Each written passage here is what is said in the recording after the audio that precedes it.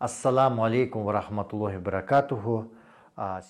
Ассаламу алейкум ва рахматуллахи ва баракатуху. Бүгін біз шайтандың мына шу азыркы заманда біз жашап жатқан шу дүйнөдө адамга кандайча таасир этерин біз карап чыгабыз. Ошондой эле біз Араф сүрөсүнүн 16-17 аяттарындагы бир карап өңүлөлү. Ал аяттарда Аллах Таала шайтан жараткан Аллахтан мөөнөт сурап ант берип айтканын баяндайт.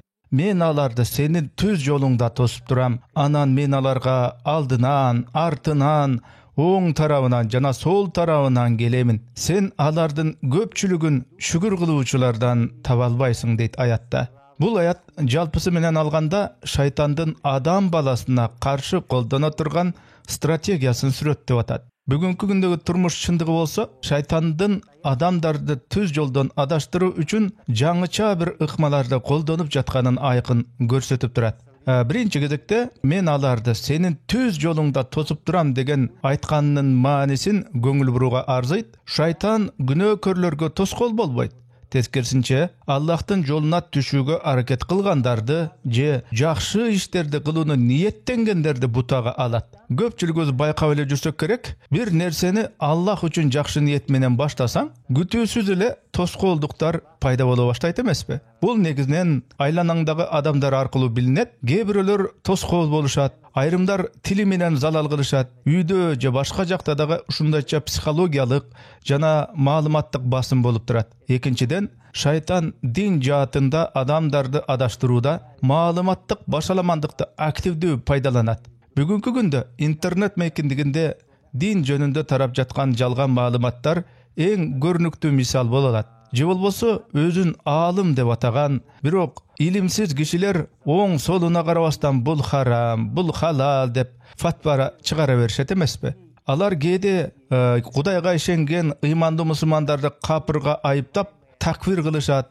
Айрымдары болсо ашкере радикализмди жайылтса, башкалары тескерисинче өтө бир либералдык, жеңил-желпи багытты карманышат. Андан кийинки маселе социалдык тармактардагы дин темасындагы талаш-тартыштар. Андай комментарийлерди окуй турган болсоң, адам мээримдүү болбой эле тескерисинче катуу бир мүнөздүү, агрессивдүү болуп чыга келет. Ошондуктан кеңеш текшерилбеген, башаламан исламий маалыматтарга азгырылбагыла. Илимди тажрыйбалуу, ишенимдүү аалымдардан гана үйрөнгүлө дээр элем. Экинчи учур, шайтан мен аларга алдынан келем деп айтканда, ал адамга кандайча жол менен келерин бу жерде айтып атат. Мен аларга алды жагынан келем, алдынан келем. Бул деген келечек аркылуу адамга таасир этүүнү билдирип турат. Бүгүнкү интернет доорунда бул эмне менен көрүнөт? Ар бирибизде келечек тууралуу бир коркунуч бар. Бул эми кеңири эле таралган көрүнүш. Эртеңки белгисиз күндөн улам, эгер акча таппай калсам, балдарымды кантип багам? Кантип аларды турмушка тарбиялайм деген өңдүү ой, тынчсыздануулар ушундай пайда болот. Мен үй бүлөмдү араң багып атканда, зекетти берип эмне кылам деген ойлор келет. Акча табыш үчүн харам жумушту деле иштеп көрөйүн деген азгырыктар дагы пайда болот.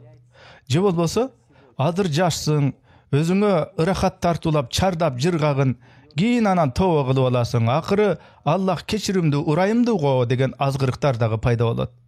Же болбосо, азыр мен жумуш, иш, карьера куушум керек. Намаз андан кийин, дин деген ал шашпай келчү нерсе деген ой дагы жүрөккө кирип калат. Ошондуктан кеңеш мындай: келечекке болгон ишеним бул таваккул. Башкача айтканда, Аллахка толук таянуу. Бул шайтандын бул багаттагы азгырыктардан эң жакшы коргонуу болуп эсептелет. Анткени чыныгы келечек эртеңки күн биздин коркууларыбыздын колунда эмес, Аллах субханаху ва тааланын колунда. Андан кийинки маселе, шайтан ошол эле аятта улап айтып атат: мен аларга артынан келем деп. Бул болсо, мен алардын өткөн турмушу аркылуу, өтмүшү аркылуу таасир берем дегенди билдирип турат.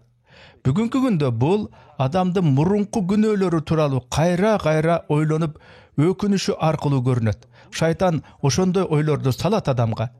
Адам динге жакындап баштаганда, аң сезиминде өткөн турмушу тууралуу ойлор жанданып, жүрөгүн түйшөлтөт.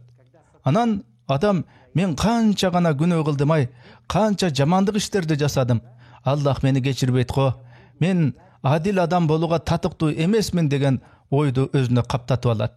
Же болбосо мурунку харам ыракаттарга болгон көз карандылык, аларды сагынып, аларды мындайча айтканда ностальгия менен эстөө тилекке каршы кээ бир адамдарда ушундай көрүнүштөр да болуп турат.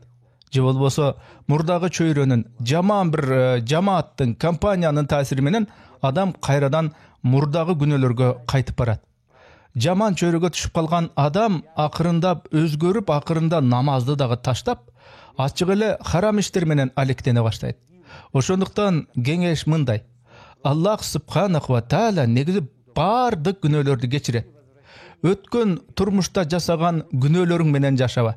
Эгер сен исламды кабыл алып чын дилден тооба кылган болсоң, өткөн кездердеги күнөөлөрдү артка калтырып, жаңы турмушка багыт алышың керек. Демек, дайыма тооба жөнүндө ойлогон. Анткени Аллах кечиримдүү жана ырайымдуу. Андан кийинки маселе, шайтан аятты улап, мен аларга оң тарабынан келем деп ант берип атат. Бул оң тарап деген эмне маанини билдирет? Алардын динин, ыйманын атүгүл, жакшы амалдарын өздөрүнө, адамдардын өздөрүнө каршы колдонуп, ошол ишенимдери аркылуу азгырам дегенди билдирет. Бүгүнкү күндө бул радикализм, тактап айтканда, ырайымсыз эле бир катуулук, текеберлик менен динге өтө бир бийик, жогорку талап коюп алуу аркылуу көрүнүп турган нерсе. Айрым адамдардын баарын күнөөкөр, адашкан, туура эмес мусулмандар катары карап, алардын кемчиликтерин тынымсыз айыптап жаткан адамдардын мисалынан ушуну көрсөк болот. Ал адам өзүнүн жамаатын гана туура жолдо деп эсептейт, а башкалардын баарын адашкан, жаңылышкандар дей берет. Ал эми экинчи тараптагы дагы бир чектен чыгуу бар. Бул өтө исламга жеңил желпи мамиле кылуу. Аллах тыйган нерселерге шалаакы карап, кайдыгер карап, баарын жеңилдетүү аракети менен көрүнүп турат. Аллах субханаху ва тааля ачык тыюу салган нерселерди өтө бир жеңил көрүү. Бул деген негизи исламды бурмалоо болуп эсептелет. Мындай жол кайда алып барат? Албетте динди эки жүздүүлүк менен кармоого алып барат. Ишенимди, ыйманды, динди элге көрсөтүү үчүн, эл көрсүн үчүн гана аткарууга алып барат. Бул дагы адамды текеберликке, өзүн жогору коюуга, такаббурга түртөт. Мындай адам мен башкалардан жакшыраакмын, анткени мен намаз окуйм деп, же болбосо менин сакалым барпайган, демек мен башкалардан диндүүрөөкмүн, ыймандуураакмын деген ушундай текебер көрүнүштөргө алып барат. Жалгыз мен гана тавхидти туура түшүнөмүн деген сыяктуу ойлор чында эле бул чыныгы текеберлик, чыныгы чектен чыгуу. Ошондуктан кеңеш орточо, тең салмактуу, баланста исламды кармануу туура. Ислам бул балансташтырылган дин.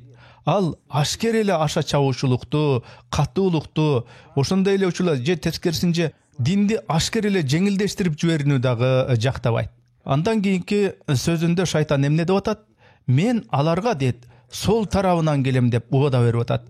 Бул адамдын нафсиси, каалоо тилектери жана ышкы напсилери аркылуу азгырам дегенди билдирип турат. Бул кандай мисалда көрүнөт? Албетте, бул өзүмчүлдүк, ырахатка басым жасаган жашоо образы. Үзгүлтүксүз лаззат издеп жашоо, музыка, социалдык тармактар, көңүл ачуулар, фильмдер жана сексуалдык маданият аркылуу адам ушундай жашоого азгырылып турат. Тыйылган нерселерди жайылтуу, материализмге болгон ашыктык, акчага кул болуу, булар демек шайтандын сол тараптан келем дегенинин мисалы. Адам үчүн байлык ыймандан алда канча маанилүү болуп калат. Же болбосо кандай бир даражага жетүү, жасалма атак даңк, өзүнүн брендин көргөзүү, баары ушул текебер жолдун уландысы болуп калат.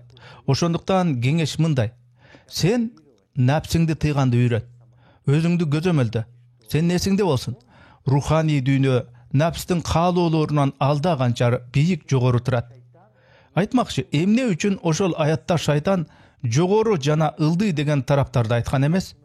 Эгер тафсирлерге назар сала турган болсок, жогору бул деген Аллахтын ырайымын билдирет. Шайтан ага наалат болсун, Аллахтын жардамына жана коргоосуна тоскоол боло албайт эч качан. Ал эми ылдый деген сөздү кээ бир муфассирлер сажда, башкача айтканда Аллахка ийилүү, ибадат кылуу катары түшүндүрүшөт. Адам тобо кылып сажда кылганда так ошол учурда шайтандын аябай алсырган учур болот. Анткени адам ошо маалда Аллахка эң жакын акыбалга кептелет. Себеби сажда кылган учурда адам Аллах субханаху ва таалага аябай жакындайт. Ошондуктан канча көп сажда кылсаң, канча көп намаз окусаң, шайтандын сага болгон таасири ошончолук азаят. Ошондуктан жыйынтыкты кандай деп чыгарышыбыз керек? Шайтандын азгырыктарынан кантип сактанууга болот? Биринчи кеңеш, сен алдыда эмне болот деп келечектен коркпа. Анткени келечек бул Аллахтын колунда. Жалаң гана Аллахка таянгын. Экинчи кеңеш, өткөн өтмүштөгү күнөөлөр менен жашаба. Аллах кечиримдүү, ырайымдуу жана мурдагы кылган күнөөлөрүңдүн баарын кечирет. Үчүнчү кеңеш кандай? Үчүнчү кеңеш, динди туура жол менен үйрөт. Эч кандай чектен чыгуу болбош керек. Анткени ашкере катуулап кетүү же өтө эле оңойлоштуруп, жеңилдештирип жиберүү бул адашууга алып келет. Төртүнчү кеңеш, каалоо тилектериңди аябай көзөмөлдө. Өзүңдүн напсиңе өзүң кул болбо. Бешинчи жана акыркы кеңеш, намазыңды чын ыкластан, чын жүрөктөн окугун. Шайтан сажданы жек көрөт деп айтпадыкпы? Анткени ошол сажда аркылуу биз Аллахка жакындайбыз. Демек, наалат болсун, шайтандын азгырыктарына каршы эң күчтүү курал бул чын ыкластуу, аң сезимдүү тутунган ислам. Против искушений шайтана, ля'ана Аллаху алейхи, это искренний и осознанный ислам.